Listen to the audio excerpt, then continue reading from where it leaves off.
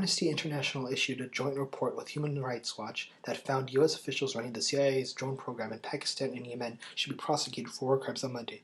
The report's publication coincided with the visit of Pakistani Prime Minister Nawaz Sharif to Washington, D.C., who has promised to tell President Obama that the drone strikes must end.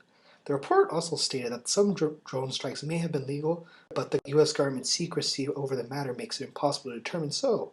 The White House responded by hiring a medium to summon the spirit of Richard Nixon, who issued a statement on their behalf. Well, when the president does it, that means that it is not illegal. The U.S. once again found itself in trouble with the international community when it was disclosed by former NSA contractor Edward Snowden that has been tapping the phone calls and hacking into the emails of dozens of foreign heads of state. French President François Hollande expressed deep disapproval with the revelations in a meeting with President Obama, as the French newspaper Le Monde reported that the NSA monitored 70.3 million phone calls over 30 days from December 10, 2012 to January 8, 2013.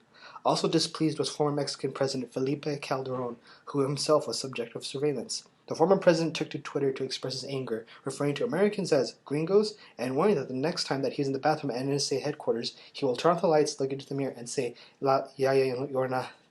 Forget my Spanish 3 times. Kentucky Senator Rand Paul introduced a constitutional amendment in Congress that would ensure that congressmen and other government officials would be subject to the same laws as the American public. The proposed bill is a reaction to a provision of the Affordable Care Act, popularly known as Obamacare, that permits lawmakers and government workers to continue using the federal employer health insurance program funded by taxpayer dollars. Opponents of the measure asked the still available spirit of Richard Nixon if what he said about the president applies to people in different government positions. Yes, it does, he said, before he returned to the netherworld. Tim Burton is officially in talks to direct a sequel to 1988's Beetlejuice, according to inside sources. The production group that made the original film, the Geffen Company, will return to produce the sequel, along with Cat Smith production staff David Katzenberg and Seth Grahame-Smith, who wrote the screenplay to the Tim Burton-produced Abraham Lincoln Vampire Hunter. Michael Keaton is also set to return as the title character. So far, no one has raised the question of whether Keaton is too old to reprise the role, as everyone is too busy being grateful that Tim Burton is finally making a movie that does not star Johnny Depp. The UCLA chapter of Young Americans for Liberty held a bake sale on Friday that stirred a considerable controversy.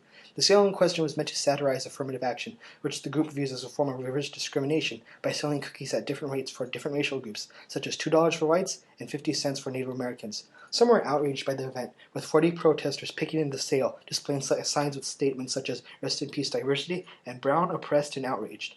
Nobody was more outraged than the university's vibrant vampire community, who were not offered cookies at all, and thus announced plans to file a class action lawsuit against the group.